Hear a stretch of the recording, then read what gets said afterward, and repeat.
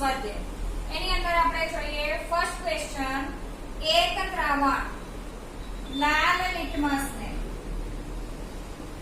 કેવું કરે છે તો ભૂરું બનાવે છે તો એની pH કેટલી। હવે લાલ લિટમસ મેં તમને વિદ્યાર્થી મિત્રો યાદ રાખવા માટે કીધેલું છે એ ભૂલા અને બે લા ભૂ। એ ભૂલા તો એસિડ ભૂરા લિટમસને લાલ કરે તો એની pH 0 થી 7 ની વચ્ચે। બેઝ લાલ થી ભૂરું તો 7 થી 14 ની વચ્ચે। આપણે લાલ લિટમસ ભૂરું કરે એટલે કે શું છે બેઝ તો એની pH કેટલી હશે 1 4 5 કે 10 તો શું જવાબ આવે છે 10। હવે જોઈએ આગળ એક દ્રાવણ એ દ્રાવણ શું છે એ આપણને ખબર નથી તો એક દ્રાવણ ઈંડાના પીસેલા કવચ સાથે। હવે વિદ્યાર્થી મિત્રો ઈંડાનું પીસેલું કવચ એનું જે કોટલું છે એ કોટલું શાનું બનેલું છે તો સોડિયમ કાર્બોનેટ।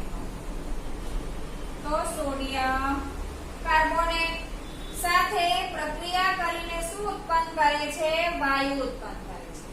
કયો વાયુ ઉત્પન્ન કરે છે પણ એવો વાયુ ઉત્પન્ન કરે છે જે ચૂનાના પાણીને કેવું બનાવે છે દૂધિયું બનાવે છે। ચૂનાના પાણીને દૂધિયું કોણ બનાવશે વિદ્યાર્થી મિત્રો તો કાર્બન ડાયોક્સાઇડ વાયુ। અને કાર્બન ડાયોક્સાઇડ વાયુ દૂધિયું બનાવે છે તો દ્રાવણ શું ધરાવતું હશે તો કોની સાથેની પ્રક્રિયાથી કાર્બન ડાયોક્સાઇડ ઉત્પન્ન થવાનો તો વિદ્યાર્થી મિત્રો આપણે શીખી ગયા કે એસિડની સોડિયમ કાર્બોનેટ કે સોડિયમ બાયકાર્બોનેટ સાથેની પ્રક્રિયાથી શું ઉત્પન્ન થાય છે ક્ષાર પાણી અને કાર્બન ડાયોક્સાઇડ। તો અહીંયા X દ્રાવણ તરીકે શું આવે છે એસિડ। હવે NaCl LiCl KCl એ બધું શું છે તો ક્ષાર છે તો એસિડ તરીકે અહીંયા શું આવશે HCl આવે છે। ખ્યાલ આવે છે વિદ્યાર્થી મિત્રો શું આવે છે HCl આવે છે। હવે આપણે જોઈએ આગળ અહીંયા દ્રાવણ તરીકે શું આવશે આન્સર HCl। હવે આપણે જોઈએ આગળ ત્રીજો ક્વેશ્ચન છે 10 ml NaOH ના દ્રાવણનું 8 મિલી આપેલ HCl ના દ્રાવણ વડે સંપૂર્ણ તટસ્થીકરણ થાય છે તો 10 મિલી NaOH વડે કેટલા ml HCl નો તો 8 ml HCl નું શું થાય છે તટસ્થીકરણ થાય એટલે કે 8 ml HCl ને જો તટસ્થ કરવો હોય તો કેટલા ml બેઝ જોઈએ છે 10 મિલી। જો આપણે તે જ NaOH નું કેટલા ml દ્રાવણ લઈએ 20 ml દ્રાવણ લઈએ તો તટસ્થ કરવા માટે HCl ની જરૂરી માત્રા વિદ્યાર્થી મિત્રો આપણને ખ્યાલ આવે છે જો 10 મિલી હોય તો 8 ml તો 20 ml હોય તો કેટલું આવવાનું 16 મિલી આવશે। તો આપણે પદ માની દીધું કે 10 ml NaOH વડે 8 મિલી HCl નું તટસ્થીકરણ થાય તો 20 ml NaOH વડે કેટલાનું તટસ્થીકરણ થશે તો 20 ગુણ્યા 8 ના છેદમાં શું આવે છે 10 10 દુના 20 એટલે કે 8 દુના 16 ml HCl જોઈએ। કેટલા ml HCl જોઈએ છે 16 ml HCl જોઈએ છે। હવે આપણે જોઈએ આગળ ક્વેશ્ચન 4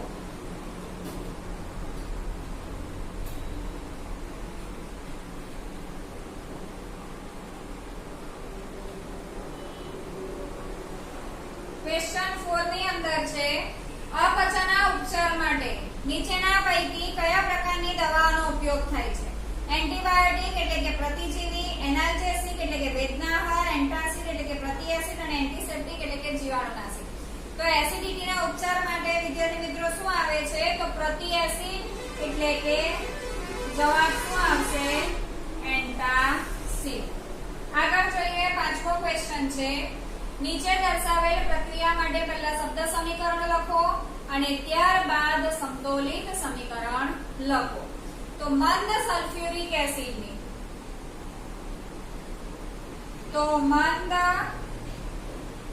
સલ્ફ્યુરિક એસિડ પ્લસ એની દાણાદાર ઝીંક સાથેની, તો અહીંયા આવે છે ઝીંક સાથેની પ્રક્રિયા કરતા શું મળશે?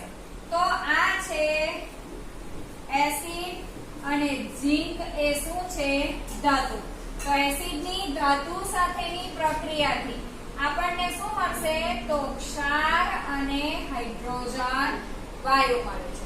તો ક્ષાર અને હાઇડ્રોજન વાયુની અંદર આપણને શું મળશે વિદ્યાર્થી મિત્રો? તો મંદ સલ્ફ્યુરિક એસિડ એટલે કે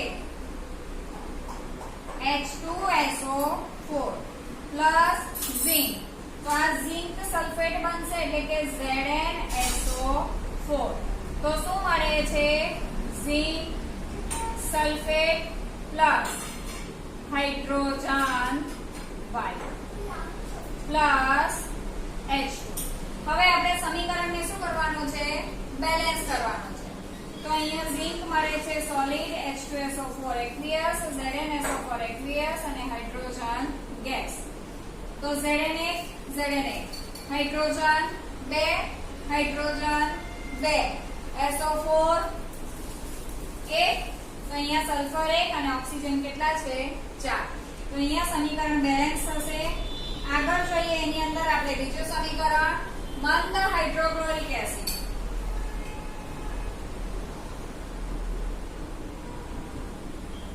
મંદ હાઇડ્રોક્લોરિક એસિડ પ્લસ મેગ્નેશિયમની પટ્ટી એટલે અહીંયા શું આવશે? મેગ્નેશિયમ. શું મળે છે એ આપણે પછી લખીએ, પણ મંદ હાઇડ્રોક્લોરિક એસિડ એટલે કે HCl aqueous magnesium solid.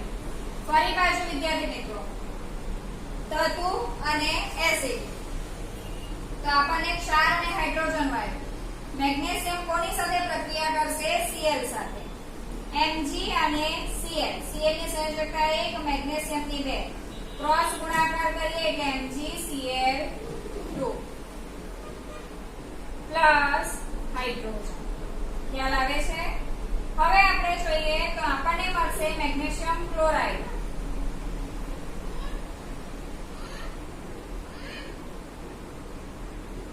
Plus hydrogen વાયુ.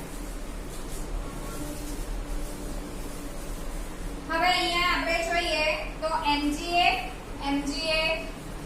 Cl2. તો અહીંયા Cl ને 2 કરવા માટે આગળ ગુણવું પડે અને હાઇડ્રોજન 2, તો હાઇડ્રોજન 2. હવે આપણે જોઈએ ત્રીજો ક્વેશ્ચન છે એની અંદર મંદ સલ્ફ્યુરિક એસિડની. તો અહીંયા આવશે મંદ સલ્ફ્યુરિક એસિડ પ્લસ એલ્યુમિનિયમના ભૂકા સાથે પ્રક્રિયા કરે છે.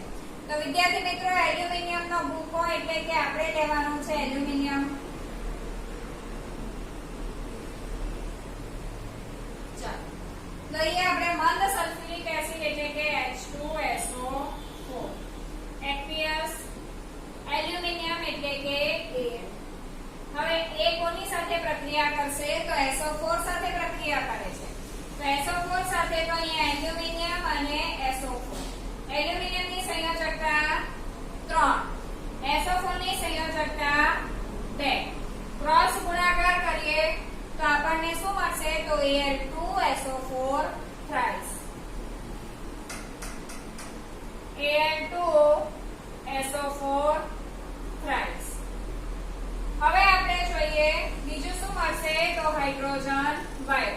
એલ્યુમિનિયમ કેટલા છે? 2. તો અહીંયા 2 એલ્યુમિનિયમ, હાઇડ્રોજન 2, સલ્ફર 3. તો અહીંયા આપણે કેટલા કરવા પડે? 3. અને હાઇડ્રોજન 3 દુના 6 એટલે કે અહીંયા 3H2. હવે જોઈએ વિદ્યાર્થી મિત્રો આપણે ચોથો સવાલ.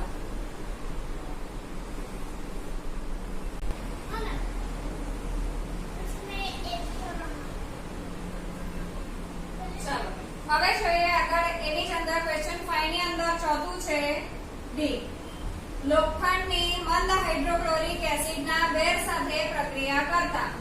તો અહીંયા છે લોખંડ પ્લસ મંદ હાઇડ્રોક્લોરિક એસિડ.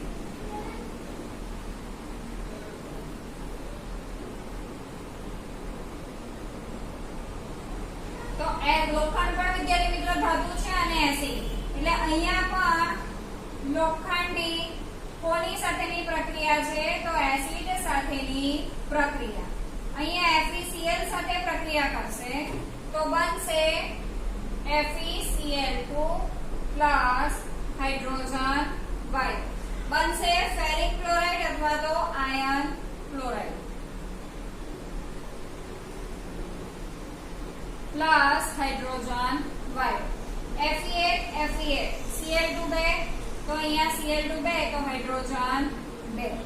ચલો હવે જોઈએ ક્વેશ્ચન 6.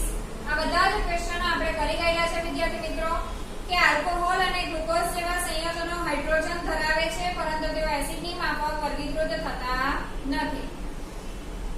તો આલ્કોહોલ અને ગ્લુકોઝ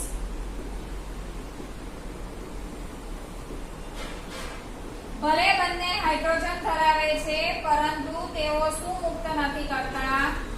આયનો મુક્ત કરતા નથી. જ્યારે એસિડ અને બેઝ જે છે તે શું મુક્ત કરે છે? H+ અને OH+ આયનો શું કરે છે? મુક્ત કરે છે. એટલે ભલે આલ્કોહોલ અને ગ્લુકોઝ હાઇડ્રોજન ધરાવે છે પરંતુ તેઓ એસિડની માફક વર્ગીકૃત થતા નથી. હવે આપણે જોઈએ 7મો સવાલ છે. શા માટે નિસ્યંદિત પાણી વિદ્યુતનું વહન ન કરે જ્યારે વરસાદી પાણી વિદ્યુતનું વહન કરે છે? વિદ્યાર્થી મિત્રો, નિસ્યંદિત પાણી એ કેવું પાણી છે? તો શુદ્ધ પાણી છે જેમાં આયનો મુક્ત થતા નથી અને એ લગભગ કેવું છે? તટસ્થ છે. જ્યારે વરસાદી પાણીમાં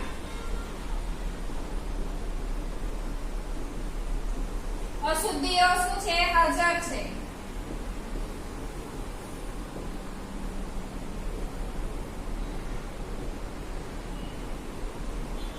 એ શું મુક્ત કરે છે? આયનો મુક્ત કરે છે. એટલા માટે નિસ્યંદિત પાણી, હવે આયનો મુક્ત થાય તો આ શું થશે? વિદ્યુતનું વહન. એટલે નિસ્યંદિત પાણી વિદ્યુતનું વહન નહીં કરે પણ વરસાદી પાણી વિદ્યુતનું વહન કરશે. આગળ જોઈએ 8મો. શા માટે એસિડ પાણીની ગેરહાજરીમાં એસિડિક વર્તણૂક દર્શાવતા નથી? તો વિદ્યાર્થી મિત્રો, પાણીની ગેરહાજરીમાં એસિડ આયનો મુક્ત કરતા નથી.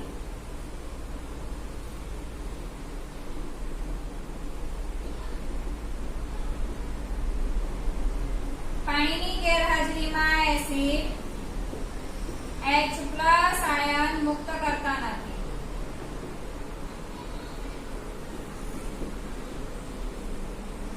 જલીય દ્રાવણમાં જ એ શું કરે છે? એસિડ તેના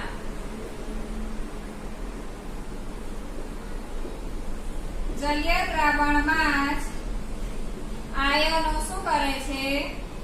મુક્ત કરે છે. માટે તે એસિડ પાણીની ગેરહાજરીમાં એસિડિક વર્તણૂક દર્શાવતા નથી. કારણ કે એસિડિક વર્તણૂક માટે કોણ જવાબદાર છે? H+. ને ગેરહાજરીમાં તો H+ આયન મુક્ત નથી કરતા. જલીય દ્રાવણમાં જ H+ આયન શું કરે છે? મુક્ત કરે છે. એટલે કે ગેરહાજરીમાં એ એસિડિક વર્તણૂક દર્શાવતા નથી. હવે જોઈએ 9મો સવાલ તમને આપેલો છે. 9મા સવાલની અંદર તમને 5 સાર્વત્રિક સૂચક દ્વારા 5 દ્રાવણો આપેલા છે. A, B, C, B અને E. એમની અનુક્રમે pH આપેલી છે 4, 1, 11, 7 4 1 11 7 અને 9 તો કયું દ્રાવણ તટસ્થ હશે તો જેની pH 7 તે દ્રાવણ કેવું તટસ્થ તો આ દ્રાવણ કયું થવાનું તટસ્થ દ્રાવણ થશે પ્રબળ બેઝિક કયું હશે તો જેની pH વિદ્યાર્થી મિત્રો વધારે આપણને ખબર છે કે pH 7 તો તટસ્થ પછી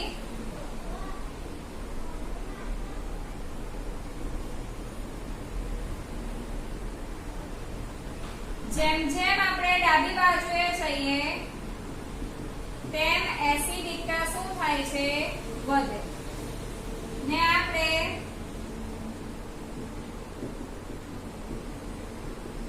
જેમ આપણે જમણી બાજુએ જઈએ છે તેમ શું વધે છે બેઝિકતા વધે તો ડાબી બાજુએ જેમ આપણે ગતિ કરીશું અને જમણી બાજુએ જઈએ ડાબી બાજુએ જઈએ તો એસિડિકતા વધશે 4 કરતા 3 pH વાળું વધારે એસિડિક 3 કરતા 2 વાળું વધારે એસિડિક ને 2 કરતા 1 વાળું વધારે એસિડિક એ જ રીતે 8 વાળા કરતા 9 વાળું વધુ બેઝિક 9 વાળા કરતા 10 વાળું વધુ બેઝિક 10 થી 11 વધુ બેઝિક 11 થી કરતા 12 વધુ બેઝિક તો આની અંદર ભલે આ 7 પછી છે 9 અને 11 તો 9 કરતા કોણ વધારે બેઝિક કહેવાશે 11 તો પ્રબળ બેઝિક કોણ 11 વાળું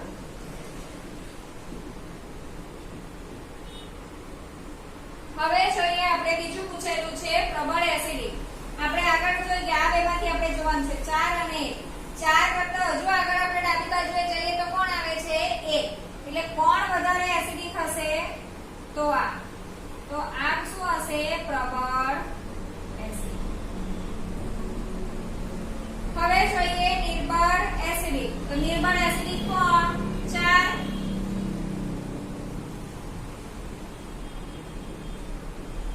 ને નિર્બળ બેઝિક તો કોણ આવશે 9 વાળું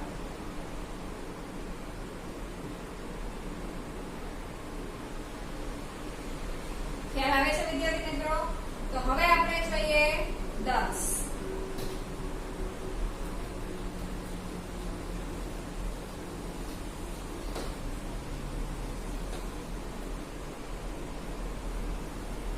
કસનળી A અને B માં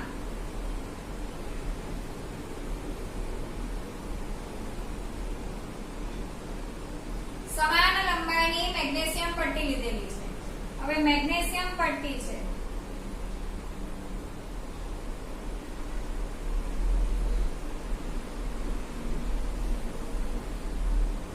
કસનળી એમાં હાઇડ્રોક્લોરિક એસિડ ઉમેરવામાં આવે છે અને કસનળી B માં એસિડિક એસિડ ઉમેરવામાં આવે છે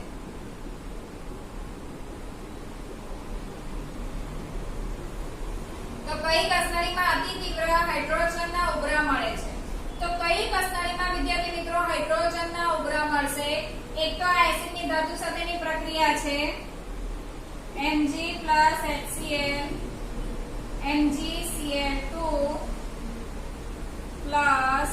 H2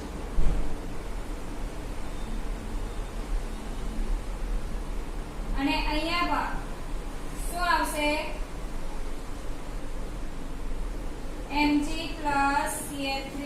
Mg+Cl3COOH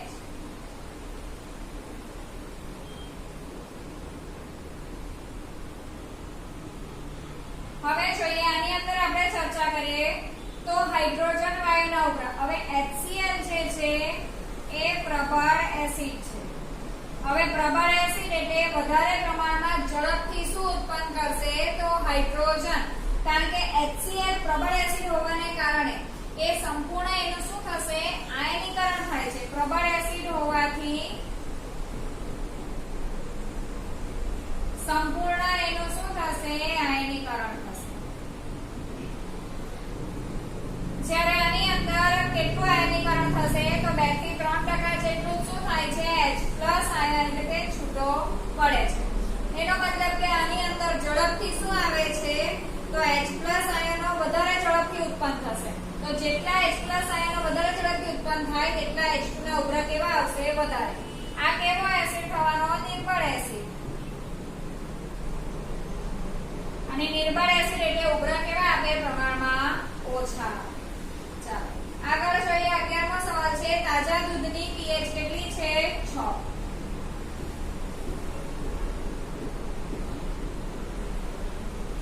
જો તેનું દહીંમાં રૂપાંતર થાય તો તેની pH ના ફેરફાર વિશે તમે શું વિચારી શકો? વિદ્યાર્થી મિત્રો દૂધમાંથી શું બને છે દહીં બને છે. હવે દહીંની અંદર શું આવે છે તો લેક્ટિક એસિડ. એટલે શું બને છે એસિડ બને છે.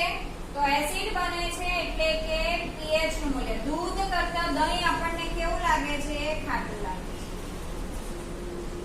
એટલે એની pH શું થાય છે ઘટે છે. pH શું થશે ઘટશે.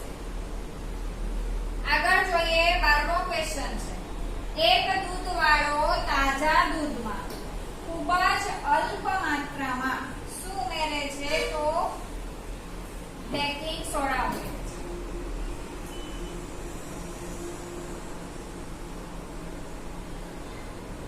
દૂધવાળો દૂધની અંદર શું ઉમેરે છે બેકિંગ સોડા. હવે બેકિંગ સોડા એ શું છે બેઝિક ક્ષાર છે. કે તાજા દૂધની pH ને 6 થી થોડી બેઝિક તરફ શા માટે ફેરવે છે? વિદ્યાર્થી મિત્રો એ એટલા માટે ફેરવે છે કે દૂધ જલ્દી શું ના થાય બગડી ના જાય. કારણ કે આ બેઝિક ક્ષાર દૂધની અંદર ઉમેરે એટલે દૂધની pH માં શું થશે વધારો થશે. એટલે ખાટું થતા એટલે કે બગડતા લાંબો સમય સુધી એને શું કરી શકાય જાળવી રખાય.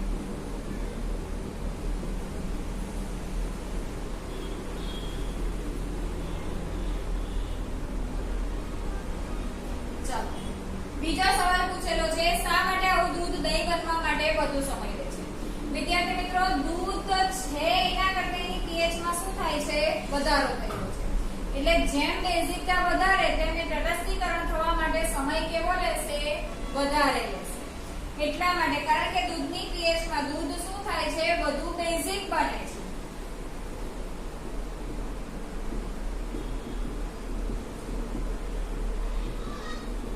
અને આવા બેઝિક બનેલા દૂધનું તટસ્થીકરણ કોના વડે થશે તો એસિડ વડે તટસ્થીકરણ થશે. થવામાં સમય કેવો લેશે વધુ લેશે. એટલે દૂધમાંથી દહીં બનતા શું થાય છે વાર લાગે છે. કારણ કે જેટલો વધારે બેઝ એટલું એનું તટસ્થીકરણ થવામાં સમય કેવો લેશે વધારે લેશે. પ્લાસ્ટર ઓફ પેરિસને ભેજ મુક્ત પાત્રમાં સંગ્રહિત કરવું જોઈએ. શા માટે? આપણને ખબર છે વિદ્યાર્થી મિત્રો POP એ શું છે સફેદ પાવડર છે. જો એ POP ફરીથી પાણી સાથે પ્રક્રિયા કરે તો એ કડક ઘન પદાર્થ શેમાં ફેરવાઈ જાય છે જીપ્સમમાં ફેરવાઈ જાય છે. પરિણામે તે પ્લાસ્ટર ઓફ પેરિસ તરીકેનો પોતાનો ગુણધર્મ શું કરે છે ગુમાવી બેસે છે. એટલા માટે વિદ્યાર્થી મિત્રો POP ને ભેજ મુક્ત પાત્રમાં શું કરવું જોઈએ સંગ્રહિત કરવું જોઈએ. આગળ જોઈએ આપણે તટસ્થીકરણની પ્રક્રિયા શું છે બે ઉદાહરણ આપો. તો વિદ્યાર્થી મિત્રો તટસ્થીકરણની પ્રક્રિયા એટલે કે એસિડ અને બેઝની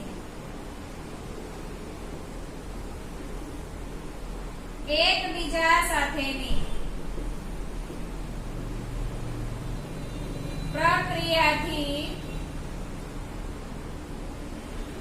ક્ષાર અને પાણી બને છે. આ પ્રક્રિયાને તટસ્થીકરણની પ્રક્રિયા કહે છે.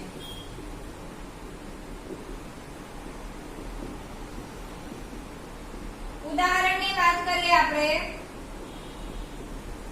NaOH plus HCl. તો શું બનશે? NaCl સાથે પ્રક્રિયા કરશે તો NaCl plus H2O. KOH plus H2SO4. KOH base H2SO4 acid. તો શું મળે છે? K2SO4 plus H2O. તો આ છે તટસ્થીકરણની પ્રક્રિયા અને તેના ઉદાહરણ. ધોવાના સોડાના અને બેકિંગ સોડાના બે મહત્વના ઉપયોગો લખો. ધોવાના સોડાના ઉપયોગો એક તો આપણને ખબર છે, પહેલું ઘરમાં સફાઈ કરતા તરીકે વપરાય છે. બીજું સ્થાયી પાણીની કઠિનતા દૂર કરવા માટે. પછી આપણે જોઈએ તો બેકિંગ સોડા. બેકિંગ સોડાનો ઉપયોગ આપણે એસિડિટીના ઉપચાર માટે કરીએ છીએ, એટલે કે એન્ટાસિડ તરીકે. ને બીજો ઉપયોગ એનો